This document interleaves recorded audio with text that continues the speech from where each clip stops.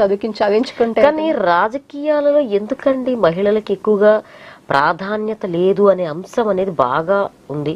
ఇప్పుడు 33% రిజర్వేషన్ ఆడవాళ్ళకి అవసరం అంటారా?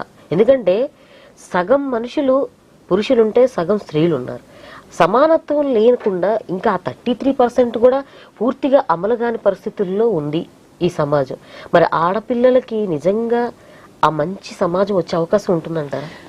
శిల్పిక గారు, ప్రధానంగా ఇప్పుడు నేను కొన్నేళ్లగా అంటే రెండు ఆల్మోస్ట్ ఒక 2 డికేడ్స్ నుంచి ముందు కూడా నేను ప్రధానంగా నమ్మేది స్వాతంత్రం ఎవరో ఇచ్చేది కాదు, హక్కులు ఎవరో ఇచ్చేవి కాదు.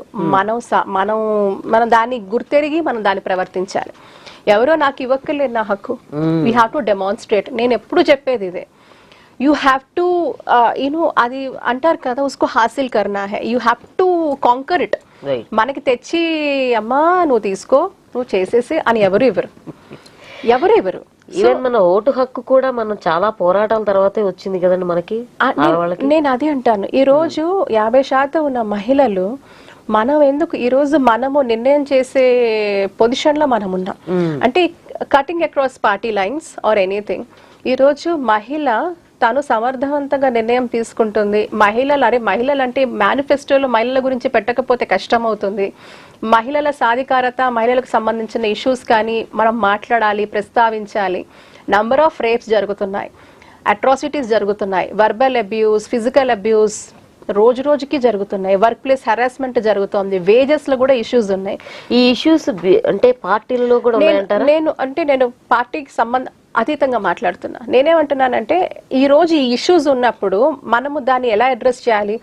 మహిళలందరూ ఒక్కటిగా అడ్రస్ చేయాలి, irrespective of community, party, caste, religion. మహిళలందరూ కూడా ఒక ప్లాట్ఫామ్ మీద, నేనేమంటానంటే ఎక్కడో అత్యాచారం జరుగుతుంది, ఏదో ఆడకూతురికి అన్యాయం జరుగుతుంది, అయ్యో పాపం అంటే కాదు.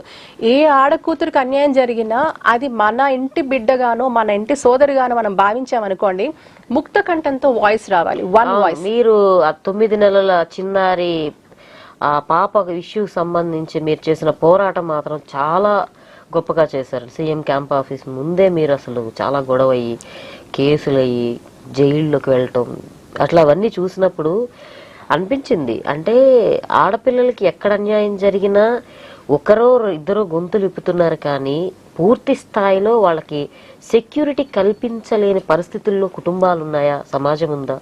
నేను ఇక్కడ ఏమంటానంటే యూనిటీ, మహిళలలో ఐక్యమత్యం అనేది రావాలి. ఈ రోజు irrespective of anything, caste, creed, religion or party, మహిళకి ఒక తోటి మహిళకు ఒక సమస్య ఉంది అంటే ఇంకొక అక్కడున్న మహిళలందరూ కూడా మరి ఇంకొక నానుడు కూడా మహిళకి మహిళే శత్రువు అన్నట్లుగా ఎందుకు ఇవన్నీ? నేను బిలీవ్ చేయనండి. అది ఒకప్పుడు కొన్ని అదేదో నానుడి అని అంటారు కానీ, బట్ ఎందుకు అవ్వాలి? తోటి మహిళగా ఇప్పుడు నేను ఒక మాట అంటాను, నేను ఒక కాన్ఫరెన్స్ లో కూడా చెప్పాను, ఒక కాకి దెబ్బ తగిలి పడితే 100 కాకులు ముగుతాయి, నాలాగే ఉంది, అయ్యో అది పడిపోయింది అని దానికి ఎటువంటి బాంధవ్యం లేదు, అది నాలాగే ఉంది, బాధపడుతోంది, నా కళ్ళ ముందు గిలగిలా కొట్టుకుంటుందని 100 కాకులు ముగుతాయి.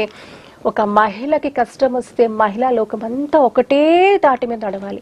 ఇప్పుడు పార్టీ విషయం కూడా 1-2 పార్టీ విషయాలు కూడా మాట్లాడుకుందాం. ఇప్పుడు పార్టీలో కొంతమందికి మహిళలకి టికెట్ ఇచ్చారనుకోండి, పురుషుల సపోర్ట్ అనేది ఎంతవరకు ఉంటుంది, మహిళల సపోర్ట్ ఎంతవరకు ఉంటుందంటారు? ఇతర మహిళలు ఒకటి ఈరోజు టికెట్ ఇవ్వడం అనే ఒక ప్రస్తావన తీసుకుంటే చాలా వరకు కూడా అర్హతలు చూడాల్సిన అవసరం ఉంది. సరే, పై నేపథ్యంలో అర్హతలు చూసి ఇచ్చినప్పటికీ కూడా రెస్పెక్టివ్ పొలిటికల్ పార్టీస్ ఎవరికి టికెట్ కేటాయించినా ఆ పార్టీలకు సంబంధించిన వ్యక్తులు దాన్ని గౌరవించి ఆ ఒక అభ్యర్థికి సపోర్ట్ చేయాల్సిన అవసరం ఉంది. అది పార్టీ లైన్ లో వాళ్ళు పనిచేయాల్సిన అవసరం ఖచ్చితంగా ఉంది. కానీ మరీ ముఖ్యంగా ఈరోజు నేను కోరుకునేది ఏంటంటే, ఎందుకంటే నేను ఇప్పుడు మాట్లాడుతున్న ప్రతి విషయం కూడా ఒక ఎక్స్పోజర్తో, నా జీవితంలో రాజకీయం అనేది ఒక భాగం మాత్రమే.